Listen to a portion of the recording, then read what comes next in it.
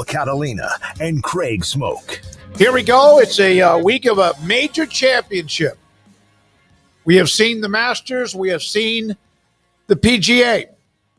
Now it's the U.S. Open. I was watching, as I mentioned earlier, the Golf Channel earlier today, and you hear about the nightmares of playing Oakmont in Pennsylvania. Rob Bolton, PGA Tour, joins us. We'll have Emery, who's listening, but we'll have him join the show himself in just a moment. Rob, thank you very much for your time. So here are some things that I've read from players this week at Oakmont. The greens were definitely faster today than yesterday. Put some marks on some crazy pin locations. 12 par 5, number 12 par 5 is really cool. Can get there in 2, but the green has a crazy front. And over, I hear that you better not put yourself in the rough. It could take you a couple of shots to get out. Now, we hear that a lot. Is that the case at Oakmont this week? I'm going to go ahead and believe that it is, because that's what the course, that's how it sets up, and it's absolutely on purpose. The members demand it. When Gil Hance and his crew were done with the restoration 2 years ago, the lament or the worry was the message he walked away from hearing at the town hall was that, Gil, you better have not made this easier. No, he's, with respect, he's retained the difficulty and done so many other cool things architecturally in selecting which holes from which years when the phones built and designed and redesigned and over again the first 40 years of the course's existence, and then brought it to current day. Greens are larger than they've ever been. So, but they're segmented. It's going to require not only every club in the bag, but the deepest of what's between the ears to get in there and accept every fate and realize they have done this by choice. They are choosing to play this tournament. There are certain people we know in our lives who are positive thinkers. And then there are other people in our lives who are not. For me, from that standpoint, that will be exposed. At the same time, there are golfers who absolutely love that challenge from a competitive standpoint. So segregating those thoughts and playing that game over the course of a round on this place will bring out their absolute best. But that's what we expect, not only from the U.S. Open, but from Oakmont Country Club. Rob, I am often amazed at the U.S. Open that they don't have wild animals running loose. Robin Williams would love to talk about this one. Hey, look. Oh, there's a tiger. Yeah, we let out like 3 tigers. They're going to be roaming around. So they could be on 9. They could be on 9. They could be on 18. They could be on 2. We don't know. Or behind the rough. But that rough is really high, and they love it. Yeah. So it looks. I mean, I like Rory said he shot an 81 on it last week. Yeah. So yeah, that's not good. And for the USGA officials listening, you've just given them an idea. Yeah. Oh, there are some pit vipers in the bunkers when you're swinging. Yeah. So they have the pew bunkers too, right? The various it's just a gorge. I love the look of it. I want to see pain. There'll be somebody though that goes out and does something silly that kind of, oh my God, this is a lot easier. Do you think, we say the way the equipment is, Rob, the players are amazing. Could this be an over par champion type week? Yeah, first of all, I think, Paul, because I am a positive thinker, the fact that there are not wild animals and that there's no pit vipers, certainly I'm enjoying the week. It should be a good time. And yeah, look, I your point about wanting to see pain. Here's the thing about, I didn't call in, or we're not talking to talk about me, but I'm a great example, and here's why. I don't play golf, but I used to, not at a very high level for recreational purposes, but I absolutely love watching it. I love the athletic performance. I love playing fantasy golf, all those other things. So I don't really appreciate the pain like you're going to feel it or want to see it or have them feel it and you see it, like I will, I'll want to see the ball get in the hole. Yeah. And I think, and this is how I look at this. There's going to be the fan like you, so many of them who are golfers who want that, and I get that. I respect that, but that's not me. Yeah. But I'm not a casual fan either who just wants to see, who might tune in because it's Father's Day on the Sunday and, it's the U.S. Open and all of that because it's the preeminent tournament in the sport. And then you're going to tune in like, why are these guys so bad? And then I'm not interested anymore. Yeah. You know what I mean? It doesn't sell the sport, but it sells golfers on professional golf. So there's a chasm there for me. As far as par, I think par, we'll see what happens on the weekend, but I don't think par will win the tournament after 2 rounds. We'll go from there. I think par is, I think the over-under is 1.5 under right now. As we're speaking, it might drift into one half over or half under or half over at some point by Saturday or Sunday, and then the odds will shrink. But the greens, I think right now par gets in the top 5. Yeah, the greens are massive. They're rectangular or square, aren't they, Rob? Yeah, they're also segmented. So while they're welcoming on approach, if you're not hitting the right spot, you're not going to end up on them. But I do like that in terms of guys who, if you're in the rough, you're going to be hitting to a larger target. That'll make you fine tune your approach a little bit more than you would if you're in the fairway. But in the fairway, you still have to be fine tuned on approach. So I think there's going to be some disparity. Distance will be helpful. Putting will be helpful, but I think you can miss a little bit on approach because greens to regulation is going to be way down anyway. Par's already going to be a good score. When par's a really good score, that scrunches the field because so many guys can play to par already. So we'll see some surprises as we always do on Thursday and Friday, and then the cream will rise on the weekend. Certainly by Sunday, you probably know everybody on the leaderboard anyway. Yeah. But it brings open that opportunity for guys to actually mishit it on approach and kind of get away with it, believe it or not.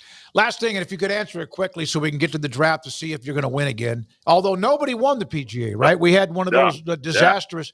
Yeah. Is this a course where like Rory, who's got to figure out his driver, DeChambeau, others can bomb it, or is that just not going to happen with the rough the way it is?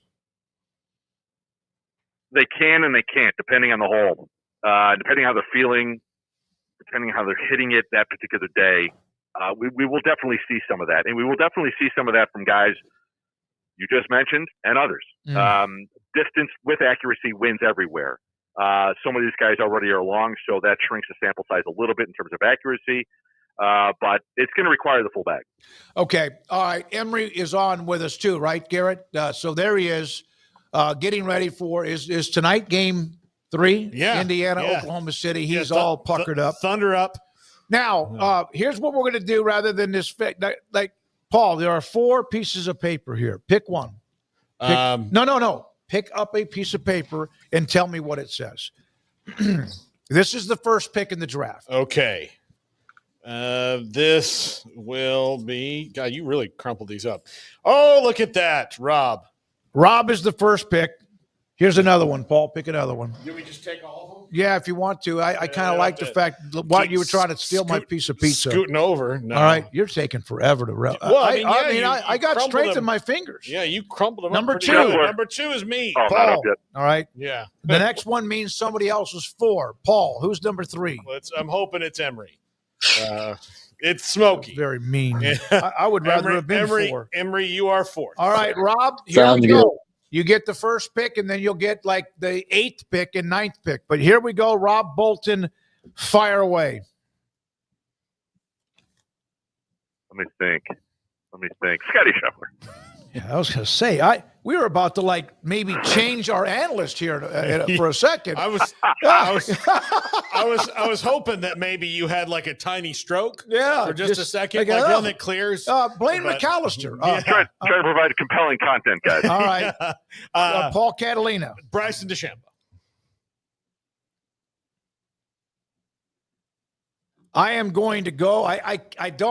I know his driver's got him all messed up, but I'm still going to pick him. I'm going to take Rory. Emery, you get 2 picks. I'm going to go with Ludwig and then Tommy Fleetwood. The grinder. I think this is one of those courses for grinders. So there we go with that. Now back to me, and I will take Straka. Seth Straka up in the power rankings, in my opinion. He's playing great. I'll take Seth Straka. Back to you, Paul. Just so I can keep with Rob here, that's the goal to beat him. I'm going to say Sam Burns, who's number 3. Who just won? Yeah, He lost in a playoff. But in his power rankings. So I'll take Sam Burns. You can't be stealing off his news. I mean, look, he shouldn't put it on the internet. All right. So, Rob, you get back-to-back picks. Well, the joke is on Paul and his Bengal Tigers, because I purposely had Burns 3 for you to take him 7th overall. You're cheating in chemistry class. There we go. Well, so that I get John Rahm with the 8th pick overall. What? Thank you. All right, well, John Rahm, and you get one more. You get back-to-back picks. Yeah, and feeling pretty good about those two guys. So because he's made like 164 cuts in a row, Xander Schauffele is the easy pick, because I don't think he's going to be there for me on the way back. Because with our rules, look, we talked about me having a really good team for the PGA, and I went 2 for 4. So I don't want that again. So I'm gonna stick with the rule to make the cut, and Schauffele's leading the tour, leading the world, and makes cuts made right now in the hardest tournament going. That's the smart play. Paul, your 3rd pick. I'm going to go with Keegan Bradley. Another grinder, the Ryder Cup captain, Keegan Bradley. I will go with, I'm going to go with Morikawa, which means, Emery, you get back-to-back picks. All right, I'm going a little out there, and I'm going to go Aaron Rye and Corey Connors. Aaron Rye and Corey Connors, okay. Which means it's back my way. He's red hot, which is dangerous with Ben Griffin. Whoo! I'm going to go with Shane Lowry. I just love the fact he's a grinder. Is that yours, Paul? Yes. I got Shane Lowry. Yeah. I had to have a grinder. All right, Paul, you hit it, and then Rob closes it out. I love that I stole him from you. You kept us available. Yeah, no. As much as I love my fellow Seminole, all right, I'll take Joaquin Niemann. He was the guy I took last at the PGA, which I thought I had kind of sneaked him in. And all right, Rob, you're the last pick. Yeah, and had his first ever top 10 in a major. Mm-hmm. By the way, Lowry was one of the 2 that missed the cut for me at Quail Hollow. So good luck with him. He's a grinder. Yeah. So I'm sitting on 2 guys right now, and I'll the first guy I will not take is Tyrrell Hatton, who, Paul, I hope you're sitting down. Believe it or not, he has made 14 straight cuts in the majors. Wow. This is not the Tyrrell Hatton who we knew we don't pick him. Yeah, we don't pick him. Yeah, 14 straight. So if you were going to take Patrick Cantlay, I would have taken Tyrrell Hatton, who is not in my power rankings. But again, with the format of this league, it's so important to make the cut. So I'm going to go ahead and take Patrick Cantlay because you didn't. All right, there we are. Those who are not the least taken, I could do for that nightmare fuel you get early with tigers and snakes. No Matsuyama or Nick Taylor or Ben Griffin or Hovland or Batia or Harris English, who's played with Wyndham Clark, who's won an Open. I mentioned Hovland. All right, Maverick McNeely. I was tempted, but not. All right, so Rob, critique us. So Neiman is the interesting pick. I'm just looking straight down the board here in order of owners. You know, I love the first 3 that you have there, Paul. But Neiman, he needs to hit more fairways. That's the concern I have. Even though he just had his first top 10 in a major, and I have him in other action that can pay me in private leagues and stuff. So I'm very I'm interested personally, but in a short format like this, he's the one guy that concerns me, even though he just won on Sunday in Virginia on Live, and he's 4-time winner. I mean, he's having a hell of a year, and he's a great player, but he's going to have to reel it in on this course, so we'll see what happens. By the way, the fairways I've heard also, guys, unusually more welcoming than they thought they would be when guys arrive. So we'll see how that plays out. Yeah, of course. So that favors the distance that you mentioned earlier. All right. Smokey, I mean, your team. Yep. Yeah, going with Straka. I love that. In the power rankings, of course, Morikawa has some concerns, but should make the cut. So Lowry's a question mark, as I just mentioned. And Emery, if my power rankings was based specifically on guys to make the cut, I think Fleetwood, Ryan, Connors would probably sit somewhere 1, 2, 3. That's how much faith I have in those guys. So we'll see what happens with Oberg, who's on a bit of a heater right now too. So I really, really like your lineup. Yeah, I think he kind of turned the corner recently with Oberg. And okay, now your team, Scheffler, my God, Rahm, Schauffele, and Cantley. I don't know if there's a better team than the one you got because, of course, it's your league and we're living in it. Something's going to happen, and you know what? You open the segment by saying you're looking for the pain, you're looking for that story, and you probably just jinxed one of my 4 guys, and that's all it takes. I could finish 1, 2, 3, miscut, and finish last. You know why? That's what I love about this. You know why Rob's an optimistic guy? Because he's a Cubs fan, and all Cubs fans are eternal optimists. And Rob, have you gotten your tattoo of Pete Crow Armstrong yet? Yeah, I got a big giant number 4 on my back. I don't even wear a shirt anymore. He is amazing. I love watching him. He is a throwback. Although he made a mental miscue in last night's game against Philadelphia, and I think he was benched as a result of that today. That's my theory. Wow. Did you guys see that catch in center field by the guy from the A's? What's his name? Clark. Unbelievable. Yeah. He's incredible. Denzel Moore, is that his name? Yeah. Oh, my gosh. Rob, thank you very much. We'll see maybe a little bit of carnage. I don't want to see a bunch of guys having to hit it sideways throughout, each hole, but that might be the case depending on what happens. Appreciate your knowledge. It's Rob Bolton, does a great job covering the PGA Tour, PGAtour.com, and also his list of dark horses and those who he thinks have the best chance to win along with other staff on that site. When we come back, Paul Catalina, his top 5, Andrew Valade, and the results from the